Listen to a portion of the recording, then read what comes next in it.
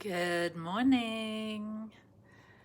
Ali Benjamin here with Growing Edge Live Sunday broadcast. I'm so thrilled to be here. I'm broadcasting live from Ogden, Utah today, and here with the Ogden Satya community.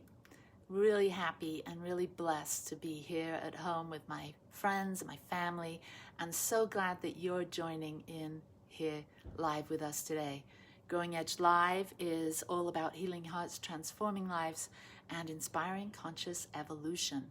That's why we call it Growing Edge Live, because each of us are on the very green growing edge of our own becoming, our own evolution. And so welcome here. If you're here for the first time, I know that something has guided you here. You're here for a particular reason. Maybe it's something I say, or maybe you'll see something posted in the chat below. There's something, or maybe you're watching this on YouTube after the fact, watching the replay. I know there's going to be something that's going to support you in your next evolutionary step forward in becoming your most beautiful, magnificent, and authentic self. So this is your spiritual tune-up and tune-in, and we're going to do meditation, a little bit of sharing of some ideas and downloads that I've had, and an activation, a prayer, a meditation to take us even more deeply into who and what we are and what we're becoming and the life we're dreaming into reality. There's Heather. Hey Heather, I know that you're here in Ogden too. And I know there's many of you that are not in Ogden. Wherever you are, I'd love to know where you're watching from. So if you'd post that in the chat. And also as we get going, if you want to post comments and questions and thoughts so that we can really have a conversation. This isn't just about me, the talking head. This is about what's coming alive within you. What's seeking to be expressed through you today? Because what you have occurring in your heart and in your mind wants to be known by us as a group, us as a collective. And so what I know is that when we come together as a group of people, especially with the intention of awakening, of deepening onto our spiritual path, into our spiritual essence, that we create a synergy, an energy that's greater than the sum of its parts.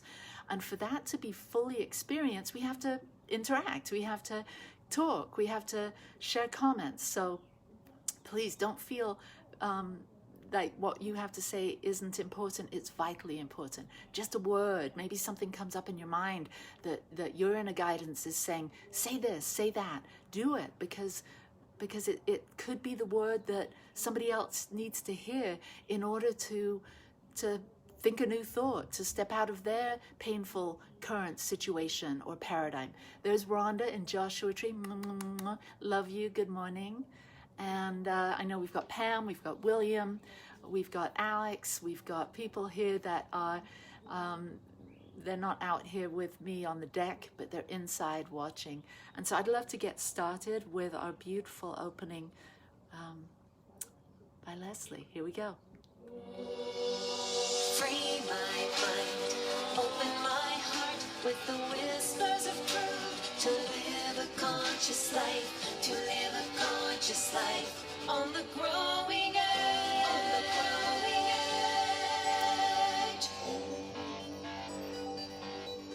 Good morning. Ali Benjamin here with Growing Edge Live Sunday broadcast. We broadcast here every morning, have been doing for over a decade now, and we're super blessed to be together, to be spiritually nourished.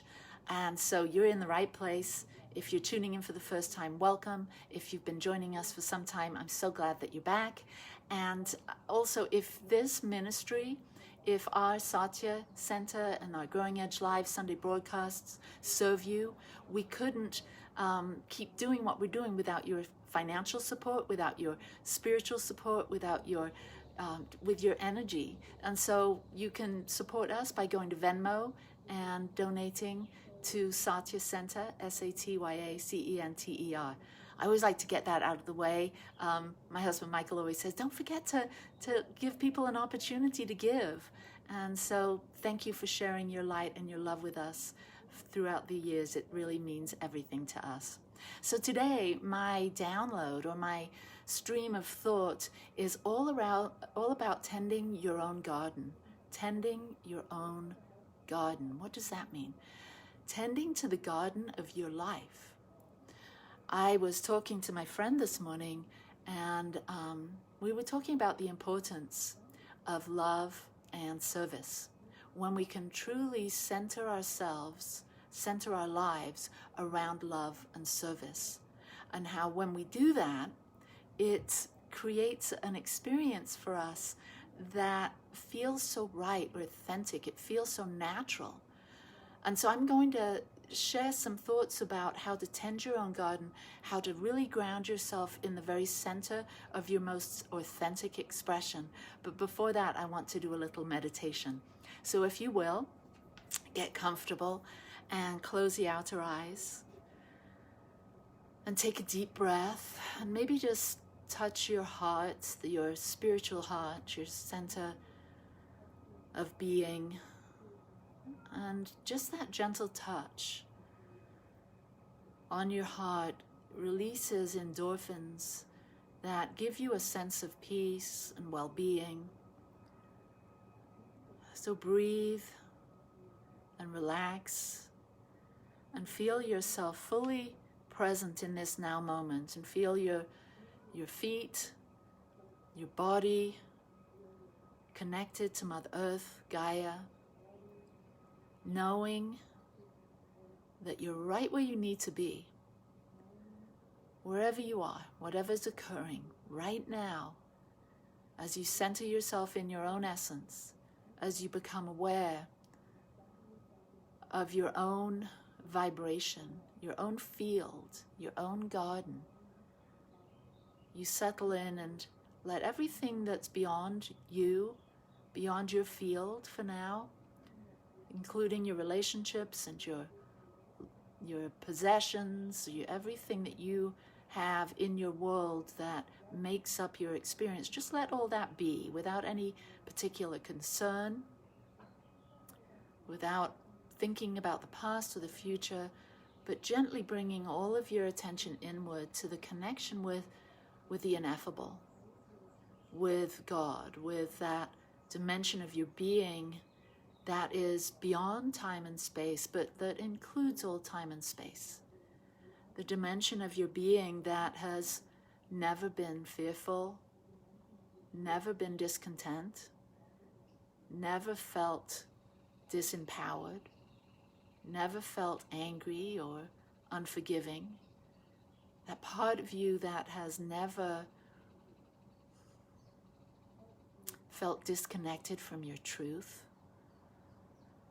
And it's this deeper essence, this part of us that is beyond the conditioned world, that we ground ourselves in, this place of deep inner wisdom where we have access to divine mind, that for now we find comfort, we find our place.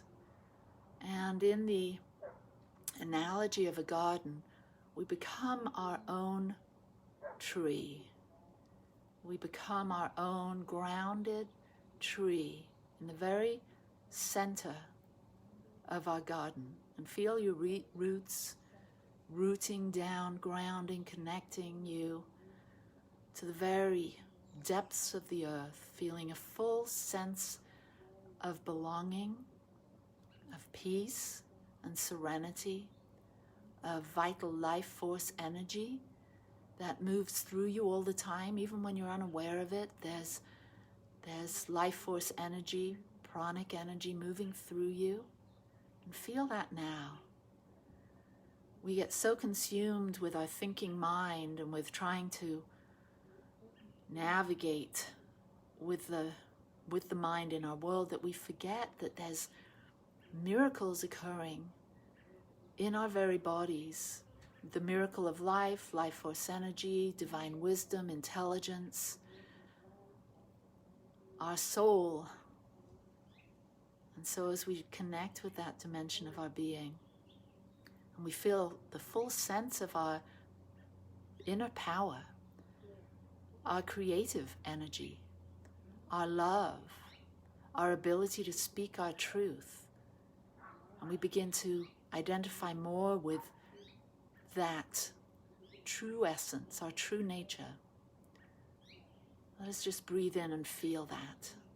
Feel the sovereignty of knowing and sensing and feeling your unique frequency and vibration that is not affected by the conditioned world, that is tended to through loving thoughts, through remembering the beauty and the joy that is this life experience, being peaceful, having an easy mind. And so as we just simply identify with that right now, we let everything else outside of our unique field, our personal field, we let that all be. And we simply breathe, relax, arrive, and center. I know who I am in truth. I know what I am in truth. And I know how I serve in truth.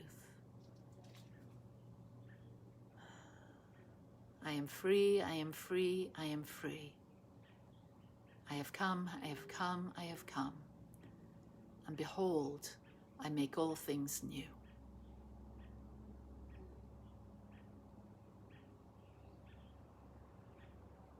Take another deep breath and gently open your eyes and be here now.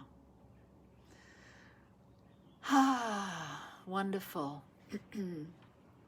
I see Ben's joined us. Awesome. He's in his beautiful camp. And welcome to everyone that's joined us. And we're here today in Ogden. And really happy to be here, to be home, to be embraced by family. And to know that we're here together to really tend to our own gardens and nurture each other's gardens, meaning garden representing our lives.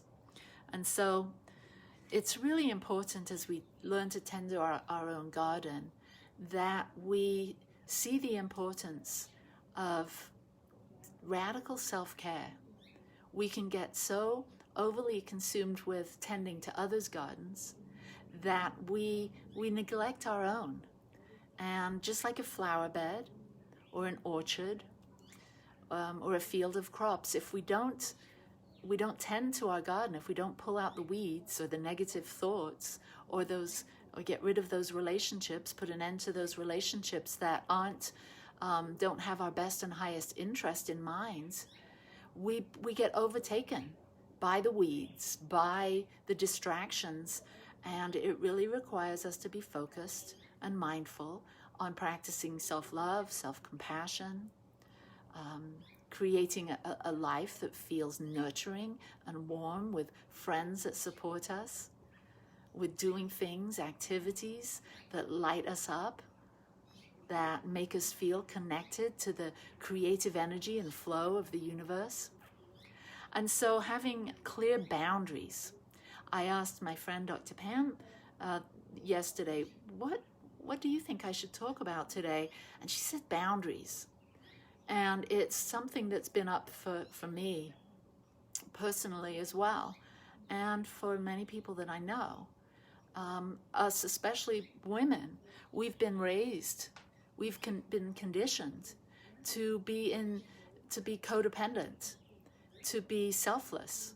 And whilst being selfless can be really awesome, if we haven't tended to our own garden, to our own lives, to our own joy, to our own passions, to our own health and vibrancy, we're unable to have the full reservoir of what it takes to tend to someone else's garden. And it's very difficult when we've been conditioned and trained and we've surrounded ourselves with family and friends that see us as a source of their good and step out and into our space to ask us for maybe more than we're willing to give or more than we're able to give. But because of our conditioning, we tend to give anyway. We tend to say yes when we mean no. And what happens is, even though we might be very helpful and supportive, we end up, if we haven't filled our own cups, we end up feeling resentful and angry and frustrated. And it might cause anxiety because we don't know what to do with that, because we're told to be good boy, good girl, nice people, and not have that anxiety or anger or frustration. And we push it down, we beach ball it. So having clear boundaries is the kindest thing that we can do. And many people resist having boundaries. Many people, especially those on a spiritual path, say love is boundless. But it's not really true when you're giving more than you're receiving. Clear is kind. And people believe that having boundaries will push people away. It's not true, because when we don't have boundaries, when we're always just saying yes to people, we're then not really showing up as our true authentic self. And the universe is always listening. People on an energetic level know when we're not being truthful. Now, they may not understand it in their logical mind, but they will vibrationally, energetically sense that you're not being honest about who you are. And what that does, it causes a disturbance in the frequency of your vibration. It causes a disturbance in your ability to manifest what it is you want to manifest as your life. So another way of saying it is, we send out a mixed message to the universe when we're not being truthful, when we're enabling people, when we're people pleasing. So there's a wonderful book called Boundary Boss, and it's written by a woman named Terry Cole. She's a psychotherapist, a beautiful soul. You can look her up if you're interested in knowing more about this. If you struggle with codependency, having clear boundaries, and how to really establish these in a very loving, kind, and generous way, check out her book. She says, having boundaries means you know your preferences, your desires, your limits, and your deal breakers. And you have the ability to communicate them clearly and concisely in your relationships, all of them. And we get to do this once we have a great sense of our preferences, our desires, our limits, and our deal breakers. Then we get to do those with grace and ease. Now, it takes some time, it takes some practice. It's definitely going to push you. It's going to cause you to bump up against your growing edge. Because if you've been enmeshed in a relationship, a codependent relationship, a relationship where you're with someone that doesn't have your best interests but has their own agenda that they're trying to push over on you, then it's going to be a bit of a struggle and a challenge to break the habit of being your old self. Because really, like Dr. Joe Dispenza says, we have to create our new persona. We have to create our new self by building new neural pathways, by thinking in different ways, acting in different ways, so we have different results. Because if we keep on behaving in the same way, doing the same old things, we're not going to get any new results. We're going to end up frustrated, anxious, angry at ourselves, angry at other people. And it's just this pattern, this cycle, this loop of feeling diminished, maybe not having the energy that you need in the world, so you find yourself more likely to be sedentary, to maybe overeat or fall into some other addiction or addictive behavior that you have to relieve the pain of not being yourself. Your higher self is like knocking at the door of your life saying, wake up, grow your own garden, grow your own life, tend to that garden with kind words, with words of affirmation, of surrounding yourself with people that truly love and support you, that lift you up when you're with them. You know who those people are. I'm with them here today. I'm with those people that love me so much. When I'm with them, I can't help but smile. And I also have those in my life that drain me, that deplete my energy, that I can easily fall into patterns where I know that it's like, you've heard the term energy vampires. I'm a very highly sensitive person. And by the way, that's a thing. You can look it up online. HSP, highly sensitive people. We feel other, well, let me read this. Empaths and highly sensitive people are like psychic sponges to the world, of the world. We readily feel the feelings of others. So just listen if this feels like you. The environments we're in, who we spend our time with, and the sensory input we're exposed to can greatly affect our internal space, our energetic level, our moods, and even our health. And I know that's been for me. I've struggled with an autoimmune disease ever since I was in my 20s, and I think it's due to the fact that I'm a highly sensitive person. I wherever I am and whoever I'm with, I absorb that. And it takes a discipline. It takes me being really grounded in my meditation practice, really mindful of my diet, my health. I eat an alkaline diet because I want to create a very healthy environment. The people I'm with, the relationships, all of that I'm really sensitive to it. And I don't really like that, but I've accepted it and I embrace it and I just know. So I structure my life. So I'm saying yes when I mean yes, no when I mean no. I'm cutting the cords with those unhealthy relationships that drain me, that deplete me, that aren't for my best and highest good. And I have to do this. So more about highly sensitive people, the more skilled you become in discerning your own feelings. It's so important to establish a connection with your own feelings, because many of us as enablers, as codependents, highly sensitive people, we're more tuned into the feelings of others around us. We have to become aware of our own feelings. We have to prioritize ourselves so that we nurture and culture feelings that are based on what brings us joy and happiness.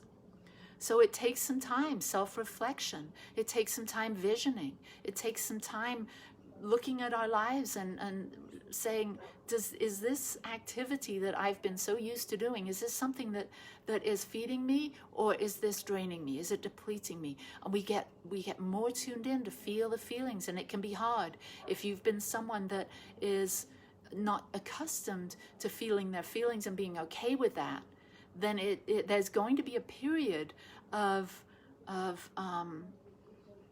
coming to peace. Just realizing those feelings come and go. Those feelings are attached to experiences on the outside. And so having a really strong meditative practice, we begin to feel that our source of good is on the inside. It doesn't come from the outside, and we're less likely to be so sensitive if we can be sovereign and allow to be spiritually fed from the inside out, to give ourselves the love that little girl or little boy inside has been yearning for. We have to be the one that fills and nourishes and nurtures our own soul, our own egos. So the more skilled you become at discerning your own feelings from the feelings of others, the easier it will be to draw healthy boundaries to protect your energy and your vitality and your sanity. So I hope that this week you can take time to really think about how you're tending to your own garden. How are you fertilizing, loving, nourishing the tree that is you, the central part of your beautiful garden, of your beautiful inner landscape? Are you giving, is there enough sunlight? Does the tree need to be pruned? Does it need to be more water flow? Does there need to be more nourishment? And that nourishment for you, only you know what that is. Each of us is different. Some person might like more activity, physical exercise and activity. Another more quiet, more introspective time. Maybe if you've been more conditioned to be active, maybe it's a sign that you're take some time to develop a meditative practice to develop a deeper, quieter connection with your soul. And those of you that have, like me, maybe a bit more introverted and like to be a bit of a hermit, maybe it's time to go out and find people that you can become friends with, and to nourish your soul and fertilize the garden of your life with the energy and the love and the compassion and the support of others. You'll know what to do. You'll know how to go deeper and get really clear for yourself what you want your garden to look like, meaning what you want your life to look like and feel like. Because once we get an image, once we can spend time in contemplation, in tuning in to the life that we want to experience, the me and the you that you want to experience, then that vision, that sense of self, then will inform you today with the actions. It will help you to plan and to organize your life in a way that is so exquisitely you, more you than you've ever been. It's up to you. It's up to you to create your boundaries, find your inner voice, to stop giving your energy away to people that are just going to keep on drawing it and keep on drawing it. Being clear is kind, as Dr. Brené Brown says. When we can be honest with others, we're not showing up as a facade. We're not showing up as the people pleaser. We're not showing up as the martyr. We're not showing up as the enabler. We're not showing up as the codependent, but we're showing up with the mask is off, and we're showing up as our most authentic self, our soul, that says, my heart, my time, my energy, my love is so valuable that I'm willing to give this much of it, and I'm willing to tend to my own needs, my own desires, so that I have enough of that to share with you. But I can't share it like I used to anymore, because I'm becoming depleted. I'm becoming less able to give, because I don't have the reservoir of my cup, my spiritual cup filled. So thank you for understanding. And those people around us that have been used to us just giving and never saying no, it might be hard for them. They may have a temper tantrum, but they will learn to respect you because you found your voice, you found your truth, and you're willing to be clear about that. Then there's freedom. Then there's health. Then there's clear, honest relationships. And that's what we all want. We all want to have clear, honest, meaningful relationships where we get to unconditionally love, understand our boundaries, understand other people's boundaries, and come from a place of such generosity of spirit that the whole world lights up. So let's do a little prayer, closing the outer eyes and tuning in, and knowing that right here and right now we are a part of this one amazing omniscience, omnipotence, omnipresence, that we are in the small what the universe, what God is in the large, that we are a microcosm of the macrocosm, that we, each of us, as individual centers for creativity, for the life force energy, for spirit to express ourselves, we are open and receptive to the divine flow of life now. We have a clear connection right now with all the wisdom, all the potential, all the possibilities that are available to us. We clean the lens of any self-doubt, any fear, any anxiety, any discontent, any cynicism, and we just let that go, and we see clearly through the eyes of love, wisdom, integrity, joy, beauty, compassion, empathy, and we see through the lens of truth. And we tune in right now, grounding ourselves in this sovereign identity, one of a kind, unique, each of us, becoming clearer, opening, and allowing life force energy, vital life force energy flowing through our body, through our mind, knowing that right now life is getting more and more exquisitely clear to us. We're beginning to let go of those old habits of people-pleasing, enabling, codependency. They're just becoming less and less important. They're not a priority. They're actually moving way down. And in its place, we're becoming more and more interested in developing a life, a beautiful body, a beautiful mind, in service of humanity, in service of God, in service of the light, the miracles that are abounding in this beautiful world, in this field of possibilities and potentialities. We're becoming more attuned.